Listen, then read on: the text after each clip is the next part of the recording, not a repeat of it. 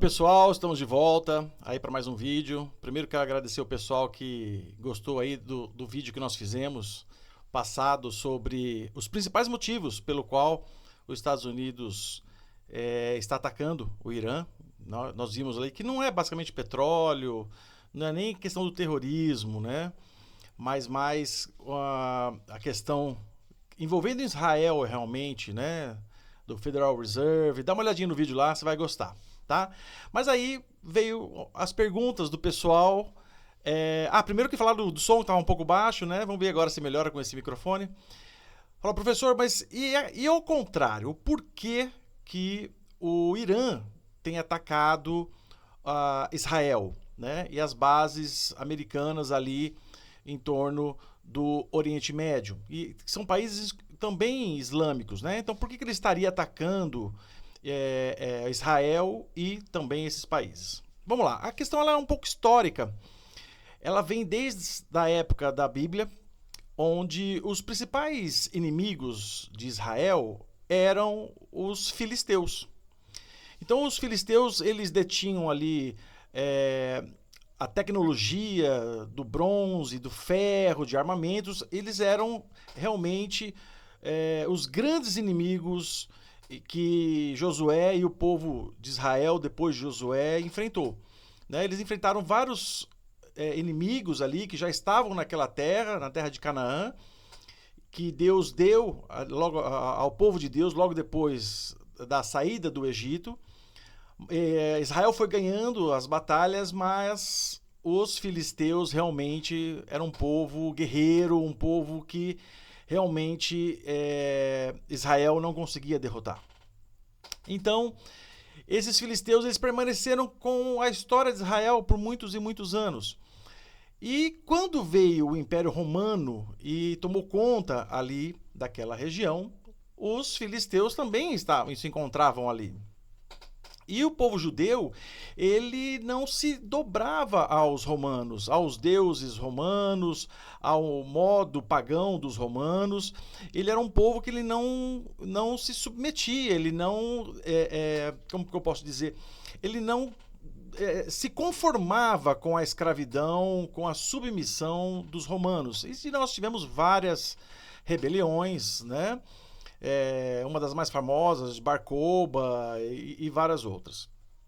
Acontece que depois da morte de Jesus, Jesus falou que ali não ficaria pedra sobre pedra. Né? Nós tivemos uma outra rebelião e o imperador romano falou, agora chega. Né? Mandou destruir o templo, mandou destruir tudo. E nem isso foi, né, no ano de 70, mas nem isso foi o suficiente para realmente eliminar toda aquela cultura dos judeus, toda aquela adoração ao único Deus, ao templo e aos procedimentos judaicos, religiosos, etc. Então isso era uma pedra no sapato. Até então, que o imperador Adriano manda, então, exterminar, basicamente, os judeus que ali estavam. Então começa a chamada diáspora, onde os judeus, eles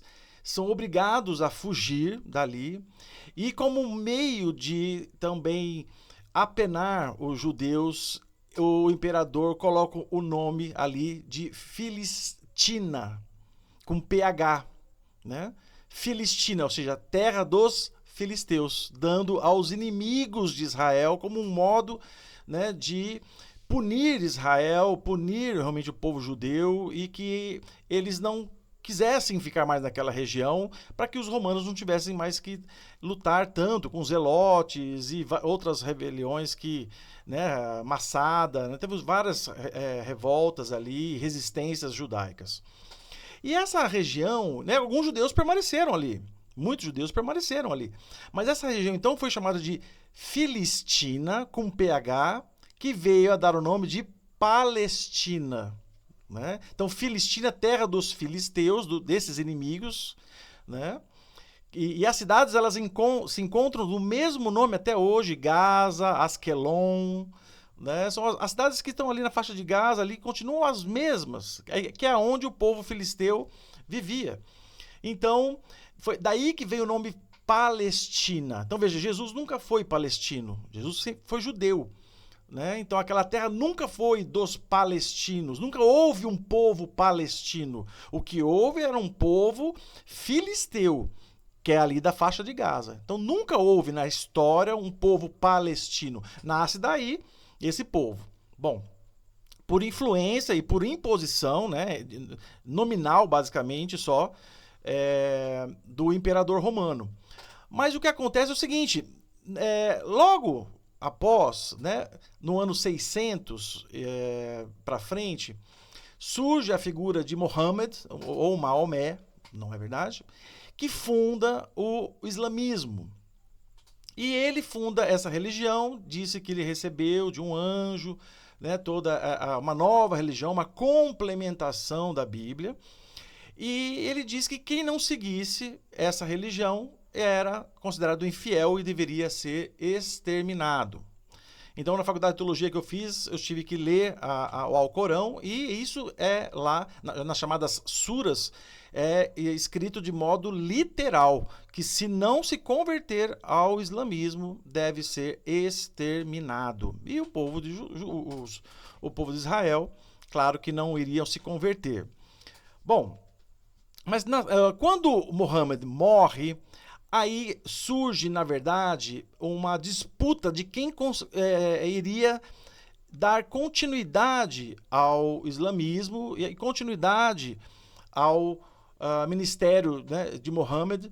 E aí se dividiu em duas vertentes, né, uma do tio e uma do filho,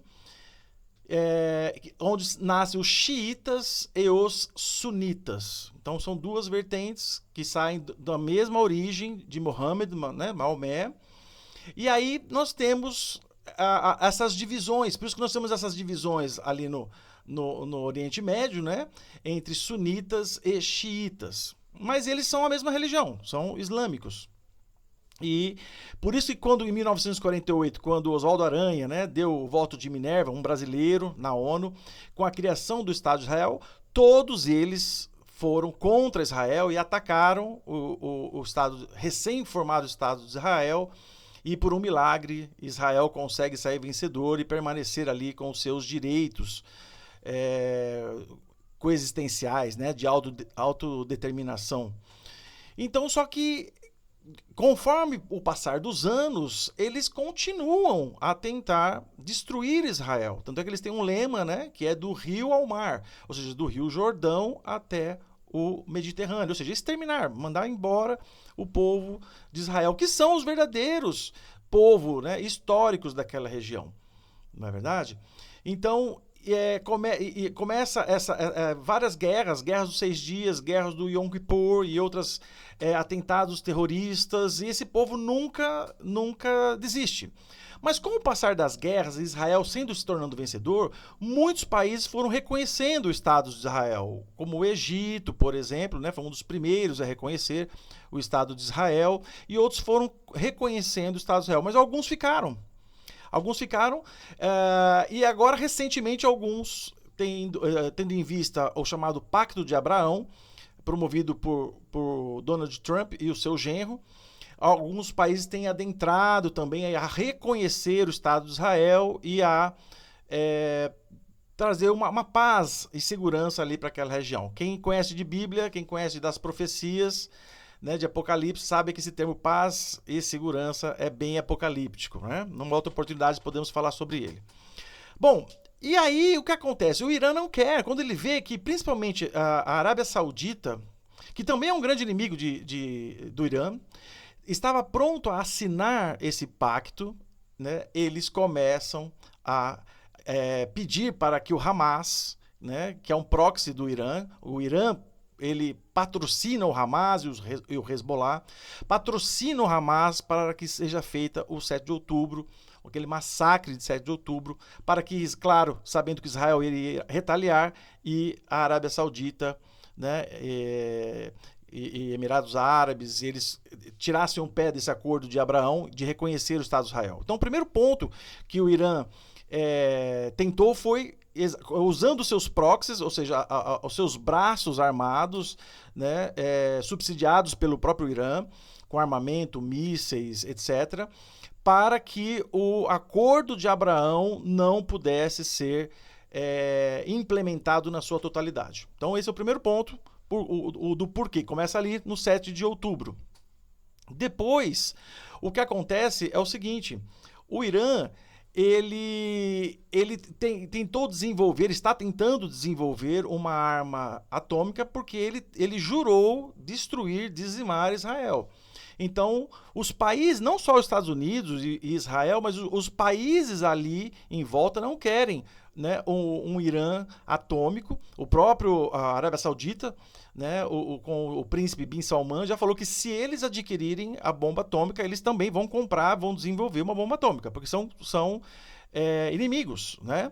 E quem lê o livro de Ezequiel, por exemplo, né, vê lá Ezequiel, Isaías, né, vai vendo que tem a questão do Jeremias, do rolo fumegante, que entendem alguns ser um míssil, né, que sai ali da Pérsia, né, que é o Irã, para a cidade de Dedã, que estão todas hoje na Arábia Saudita. Então, o segundo ponto é a bomba atômica, não só contra Israel, mas contra os países ali em volta. O terceiro ponto é que o Irã, ele chama para si essa responsabilidade e liderança do Islã, querendo restabelecer um califado. Ou seja, ele dominando, sendo o líder de todos os outros países que têm a fé, professam a fé islâmica, o que não é um consenso, mas eles, uma vez que consigam ter a bomba atômica, consigam destruir Israel, eles se sobressaem nessa liderança, né, e entendem dessa forma que, com isso, eles poderiam restituir esse califado que um dia já houve, não é verdade? Na época do Império Bizantino, etc. Então eles querem, né, a Turquia também com o Erdogan, né, também tem essa luta de querer ali liderar esse califado. Então o Irã, ele tem essa questão. E só fazendo um parênteses muito interessante que os persas,